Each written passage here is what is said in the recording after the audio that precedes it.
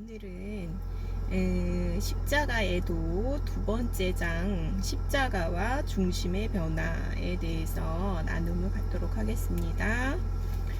한 사람이 모든 사람을 대신하여 죽었은즉 모든 사람이 죽은 것이라. 고린도후서 5장 14절. 고린도후서 5장 13절에서부터 18절을 읽으면 십자가가 바울의 삶의 중심임을 분명히 알 수 있다. 그리스도의 사랑이 우리를 강권하시는도다. 우리가 생각하건대 한 사람이 모든 사람을 대신하여 죽었은즉 모든 사람이 죽은 것이라. 그가 모든 사람을 대신하여 죽으심은 살아있는 자들로 하여금 다시는 그들 자신을 위하여 살지 않고 오직 그들을 대신하여 죽었다가 다시 살아나신 이를 위하여 살게 하려 함이라. 이 말씀은 신자가 그리스도와 함께 죽었으며 이제는 자신이 아닌 오로지 그리스도를 위해 살아가는 존재가 되었음을 말한다. 이것은 죽음을 강조하려고 얘기하는 게 아니에요. 이것은 우리가 이제 어떻게 사는 존재가 되었는지를 강조하는 말씀이에요. 그러니까 그리스도의 사랑의 강권하심을 받아서 우리가 살아가는 존재가 되었다는 얘기지, 우리가 아무것도 할 수 없고 우리가 피동적인 존재가 되었다는 얘기가 아니에요. 사랑은 굉장히 적극적인 거예요. 그 선한 사마리아인이요, 그 율법에 매여 있는 사람이었으면 그 거진 죽어가는 그 사람을 살릴 수가 없어요. 만질 수가 없거든요. 그러니까 사랑은 굉장히 적극적인 거고 그 사랑을 하기 위해서 살려주신 거예요. 그리스도의 생명의 나눔을, 우리가 그리스도의 생명을 함께 받은 자가 되었다는 것은 그 사랑을 하기 위해서 그렇게 된 거거든요. 우리가 어떻게 살아가는 존재가 되었다는 것을 강조하는 그런 말씀이지, 이거는 죽었으니까 니네 자유로워 이런 말씀이 아니에요. 바울은 자신이 그리스도와 함께 죽었으므로 그의 열심과 헌신이 결코 자신에 대한 자만이나 허영에서 나온 것이 아님을 알았다. 자신은 십자가에서 그리스도와 함께 죽었으므로 자아는 더 이상 자기 존재의 중심을 차지하지 못하며 자신이 자만하게 행동하든 겸손하게 굴든 그것은 더 이상 자아를 기반으로 하지 않는다는 점을 분명히 했다. 내가 죽고 그리스도가 산다는 것은 자기 존재의 중심이 바뀌었다는 얘기를 하는 거지, 내 존재가 없어졌다는 얘기를 하는 게 아니에요. 그래서 새롭게 창조된 존재. 그러므로 우리가 코니베어 역에 따르면, 그러므로 우리가 이제부터는 어떤 사람도 육신을 따라 알지 아니하노라. 너희는 내가 지나친 열심에 사로잡혀 자기를 자랑하고 심지어 미쳤다고들 얘기하지만 그것은 너희들이 육신적인 관점에서 보았기 때문이다. 그리스도의 사랑이 내주할 뿐 아니라 그 사랑이 나를 강력히 주장하고 있다. 그러니까 존재가 바뀐 사람들의 그 삶의 모습을 얘기해주고 있는 거지, 이거는 내가 죽고 그리스도가 산다, 그러니까 내가 죽었다, 없어졌다, 그거하고는 차원이 다른 거예요. 말도 안 되죠. 그거는 이거를 전혀 이해하지 못한 그런 이제 말하기죠. 참 그렇고, 그래서 그 사랑이 나를 강력히 주장하고 있다. 그런데 여전히 내가 하거든요. 그런데 그 존재의 중심이 바뀌었다는 얘기를 하고 있는 거예요. 그러므로 누구든지 그리스도 안에 있으면 새로운 창조물이라. 그의 옛 것은 지나갔고 모든 것이 하나님으로부터 나온다. 그래서 나는 그리스도의 십자가 죽음의 참 의미를 깨달았다. 한 사람이 모든 사람을 대신하여 죽었다면 모든 사람이 죽은 것이고 그리스도 안에 있는 사람이라면 모두가 새로운 창조물이 된다. 그러면서 그들의 중심이 바뀐다. 그리스도가 그들의 새로운 중심이 되었으며 솟아나오는 샘물처럼 모든 것은 새롭고 또한 모든 것은 하나님으로부터 나온다.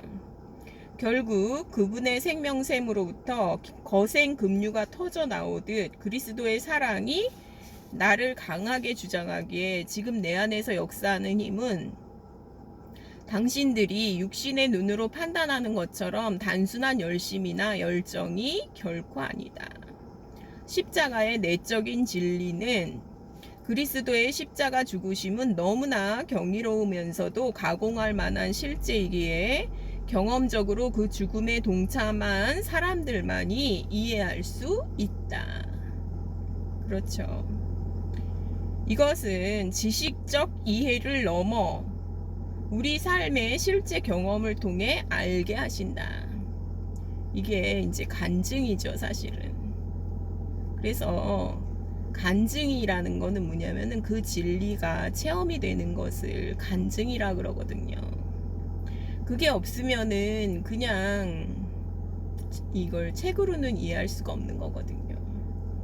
우리도 바울과 같은 경험을 통해서만 십자가의 진리를 이해할 수 있을 뿐만 아니라 바울이 위에서처럼 말할 때와 동일한 위치에 설 수 있을 때에 비로소 그의 십자가 메시지를 바로 이해할 수 있다. 이거를 우리한테 맡겨주신 거예요. 그래서 우리가 신의 성품에 참여한 자가 되는 거죠. 영광스러운 거죠, 우리가. 그래서 중심이란 곧 나, 자신이라고 표현할 수 있는데 문제는 십자가가 그곳을 관통했는가 하는 것이다. 이게 바뀌는 거거든요. 그냥 이제 지난번에 모임에서는 어떤 형제님이 죽음이라는 거는 부활한 자를 보았기 때문에 우리가 죽는 거다. 부활한 자를 보았기 때문에 죽는 거지 부활한 자를 보지 못하면 죽을 수가 없다. 의미도 없고요. 그러니까 예수님의 부활하심은 우리를 의롭다 하시기 위해서 살아나신 거거든요. 그리고 그 부활하신 생명을 우리가 나누어 받은 거거든요. 우리가 이제 그걸 모르면 그게 죽는 것도 의미가 없는 거죠. 그러니까 볶은 씨앗은 땅에 묻혀봤자 열매가 나올 수가 없거든요. 그러니까 씨앗은 한 알의 밀알은 죽음인데 그거는 생명이 있는 죽음이거든요. 그것을 구분할 수 있는 사람들은 이렇게 이제 간증을 거듭남의 간증을 거듭남의 생명을 가진 자기 존재의 중심이 바뀐 사람들은 이것을 알아듣죠. 나라는 중심이 변화되고 나면 우리의 시각은 완전히 달라진다. 나가 중심이 되는 자기 관점에 따라 알았지만 이제 그리스도 안에 있는 사람은 하나님으로부터 나온 새로운 피조물로서 모든 것을 달리 바라보게 된다.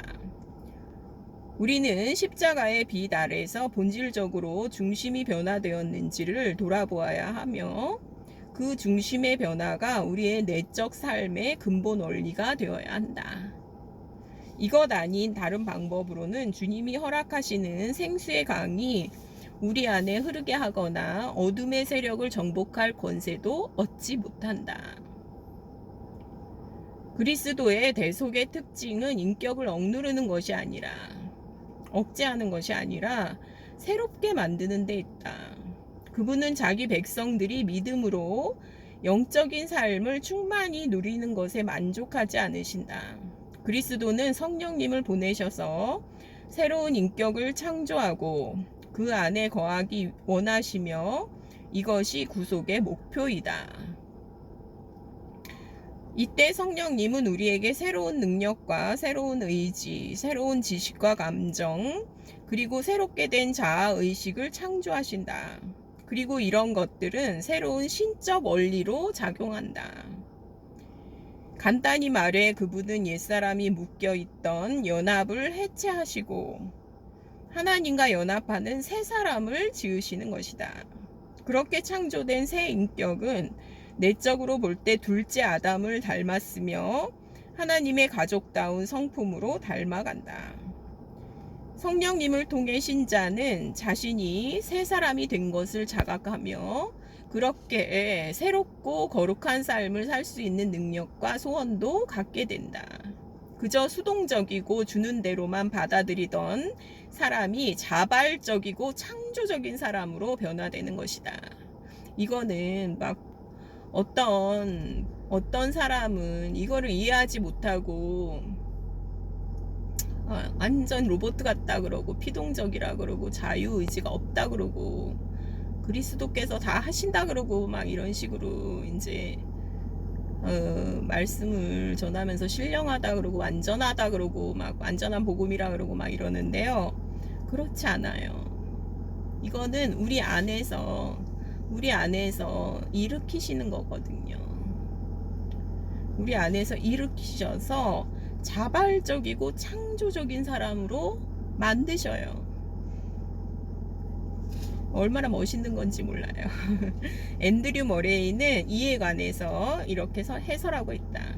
거룩한 인격의 소유자이신 하나님의 영이 우리의 인격을 새롭게 창조하는 생명의 근원이 되신다는 말씀은 지극히 엄숙하고 무한한 열매를 약속하는 진리이다.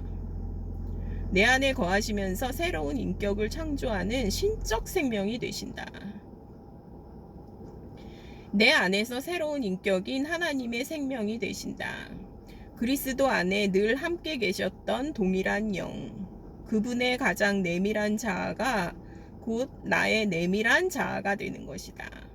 이러한 메시지는 주와 합하는 자는 한 영이니라. 고린도전서 6장 17절 이라고 하신 말씀에 빛을 던져준다. 또한 너희가 하나님의 성전인 것과 하나님의 성령이 너희 안에 계시는 것을 알지 못하느냐. 고린도전서 3장 16절 이라고 하신 말씀을 강력히 입증한다.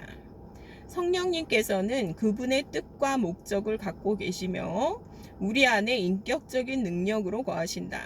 나의 인격을 전부 드린다 해서 그것을 잃어버리는 것이 아니라 오히려 새롭게 힘을 얻어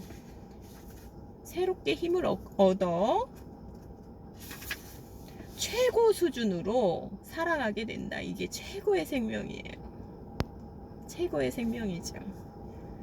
그래서 내가 아닌 그리스도라는 얘기는 중심의 변화에 대해서 말하는 거예요.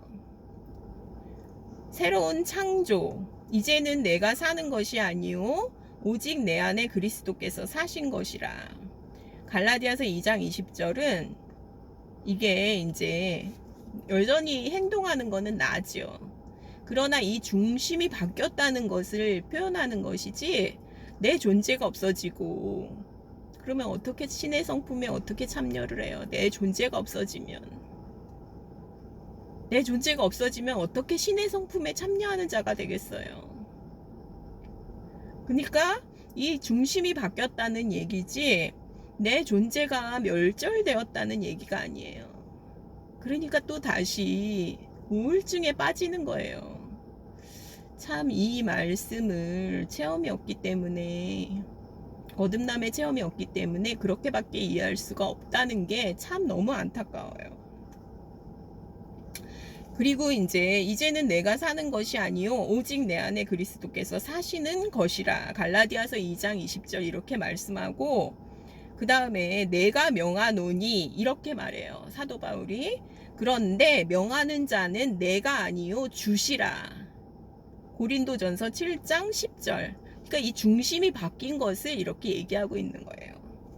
내가 수고하였으니 나거든요 여전히. 그런데 내가 한 것이 아니요 오직 나와 함께 하신 하나님의 은혜로라. 고린도전서 15장 10절. 그러니까 이 중심이 바뀌었다는 얘기를 내가 물론 하죠. 근데 이 바뀐 중심으로 그분이 원하시기 때문에 한다는 것을 이렇게 표현하고 있는 거죠. 바울은 새롭게 창조된 인격이자 새로운 자아의 의미로 나라는 표현을 사용하고 있다. 나가 중심 자리를 차지하고 그리스도는 성령님에 의해 단지 나와 공존한다는 의미가 아니라 오히려 옛날에 나는 그리스도의 십자가에 못 박혔고 성령님에 의해 새롭게 창조되어 완전히 변화된 나가 되었음을 말하는 것이다.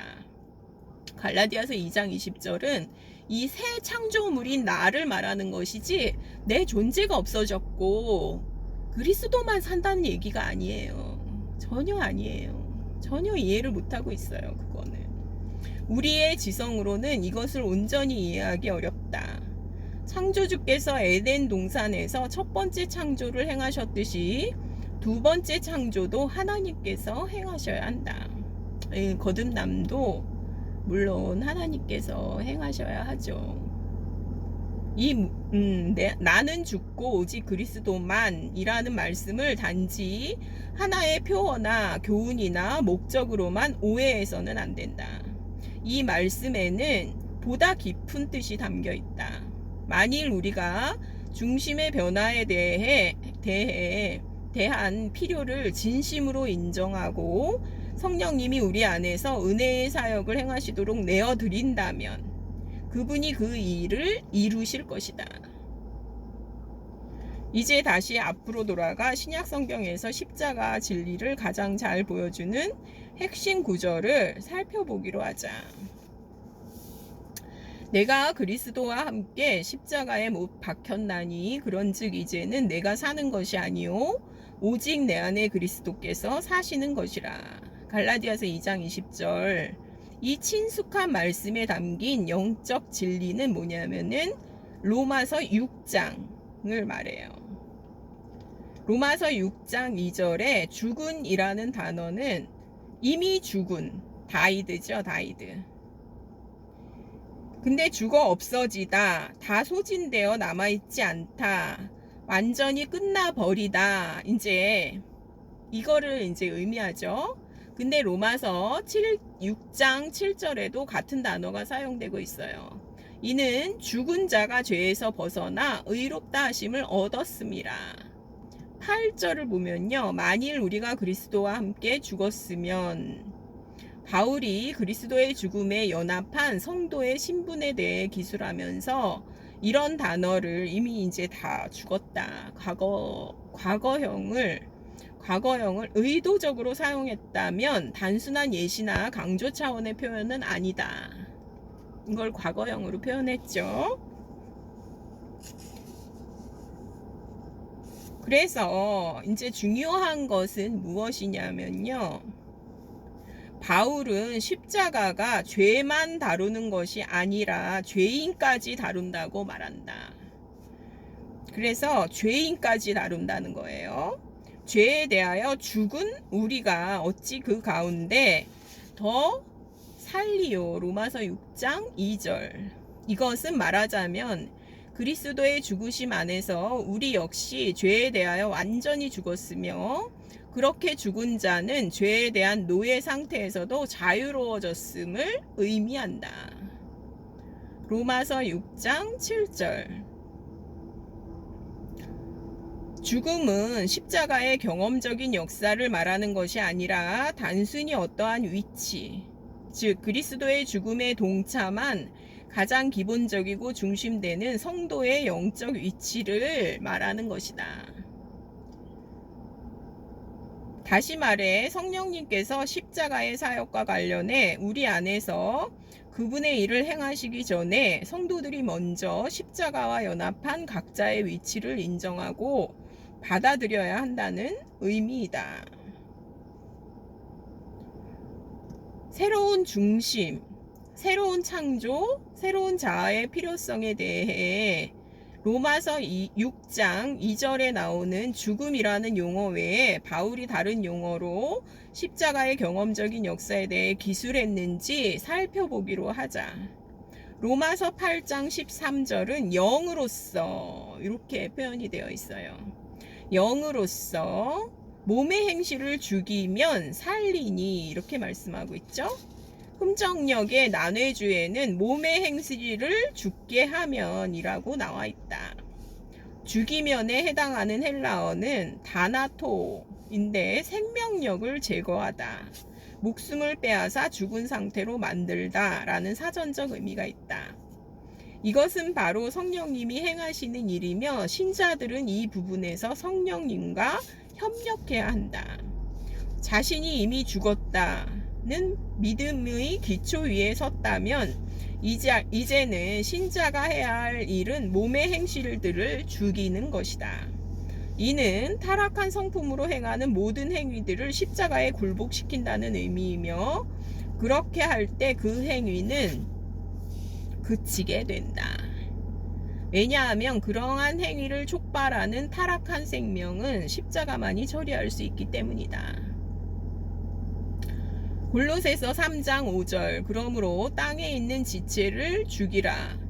곧 음란과 부정과 사욕과 악한 정욕과 탐심이니 탐심은 우상 숭배니라에 사용된 네크로라는 단어는요, 육신의 지체와 관련하여 이 단어가 사용되었어요. 그 다음에 모티파이, 죽이다 라고 옮기고 있는데, 죽게 만들다, 죽은 몸 혹은 시체로 만들다, 시체가 돼가는 상태나 그렇게 만드는 행위, 즉 육신의 지체가 그리스도와 함께 죽었다는 중심 사실과 조화를 이루어야 한다는 뜻이다.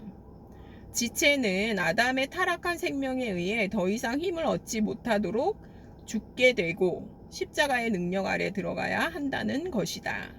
그리하여 지체는 죄에 대하여 죽고 하나님께는 다시 살아나 그분을 섬길 수 있게 된다. 로마서 6장 13절. 그러니까 이 중심의 변화를 얘기를 하는 거지, 내 존재가 없어졌다는 얘기가 절대로 아닙니다. 그래서 영구적인 죽음, 생명,